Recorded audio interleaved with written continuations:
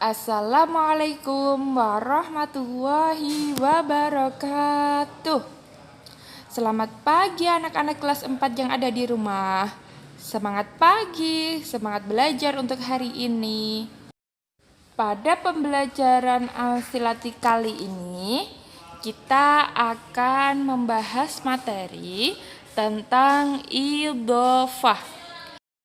Sebelum kita mulai belajar, mari kita membaca basmalah terlebih dahulu.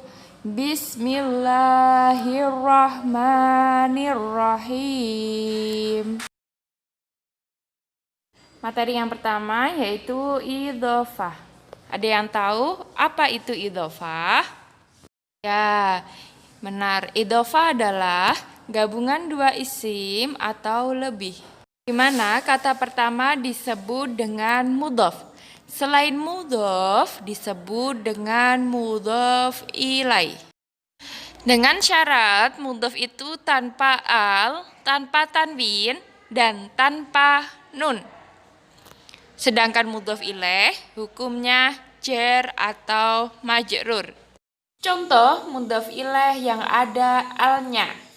Pada contoh, ada huruf jar bi bertemu dengan robbun, bertemu dengan an-nasu. Bi bertemu dengan robbun maka dibaca birobbin. Masih ada yang ingat kenapa dibacanya birobbin? Ya, pada pelajaran yang sebelumnya, apabila ada kata yang terletak setelah huruf jar, maka dibaca jar atau majrur. Tanda jar diantaranya kasroh, jadi dibacanya birobbin. Tidak dibaca birobbun, karena di situ ada huruf jar bi, maka dibaca kasroh. Dengan tanwin, karena di situ tidak ada al. Nah, kemudian ada birobbin bertemu dengan an-nasu, maka dibaca birobbin nasi. Sekarang mari kita jabarkan. Bi adalah huruf jar. Robbin terletak setelah huruf jar, maka dia dibaca kasroh dengan tanwin karena tidak ada al. Karena Robin itu bertemu lagi dengan an-nasu, maka Robin berubah kedudukan menjadi mudhof. Syarat mudhof yaitu tanpa al, tanpa tanwin, dan tanpa nun. Jadi dibacanya bukan Robin lagi, tapi dibacanya Robbi. Sedangkan an-nasu itu kedudukannya menjadi mudhof ilaih dari Robbi. Jadi dibacanya an-nasi. Secara keseluruhan maka dibaca birobbin nasi. Itu adalah susunan idhofah. Bi adalah huruf jar, Robbi berkedudukan sebagai mudhof yang dengan syarat tanpa al, tanpa tanwin, dan tanpa nun. Mudhof ilaih hukumnya jar, an-nasu menjadi an-nasi. Contoh yang kedua, ada huruf jar fi bertemu dengan dinun, bertemu dengan lafaz Allah. Maka dibaca, ada yang tahu? Iya, benar sekali, dibacanya fi dinillahi, fi dini. Nah, kata yang terletak setelah huruf jar hukumnya jar atau majrur. Tanda jar diantaranya kasroh. Dini tanpa tanwin karena syarat dari mudhof adalah mudhof tanpa al, tanpa tanwin, dan tanpa nun. Sedangkan lafaz Allahu dibacanya Allahi karena menjadi mudhof ilaih. Mudhof ilaih hukumnya jar. Selanjutnya, contoh yang mudhof ilaihnya berupa tanwin. Di situ ada huruf jar min bertemu dengan asyarru plus hasidun. maka dibacanya menjadi min syarri hasidin. Min adalah huruf jar. Syarri yaitu kata yang terletak setelah huruf jar, maka dibaca jar atau majrur. Tanda jar diantaranya dengan kasroh. Alnya hilang karena dia kedudukannya menjadi mudhof. Mudhof syaratnya tanpa al, tanpa tanwin, dan tanpa nun. Maka dibaca min syarri. Nah, selanjutnya yang terakhir itu ada hasidun. Hasidun berkedudukan menjadi mudhaf ilaih, maka dibaca hasidin. Mudhaf ilaih hukumnya jar. Tanda jar diantaranya kasroh dengan tanwin karena tidak ada al. Contoh yang kedua, di situ ada huruf jar fi bertemu dengan ayun bertemu dengan suratun, maka dibaca fi ayyi suratin. Kata yang terletak setelah huruf jar maka dibaca jar. Tanda jar diantaranya kasroh. Huruf jarnya yaitu fi. Kata setelahnya yaitu ayun menjadi ayyi. Dibacanya kasroh karena terletak setelah huruf jar. Tanpa tanwin karena di situ kedudukannya menjadi mudhof.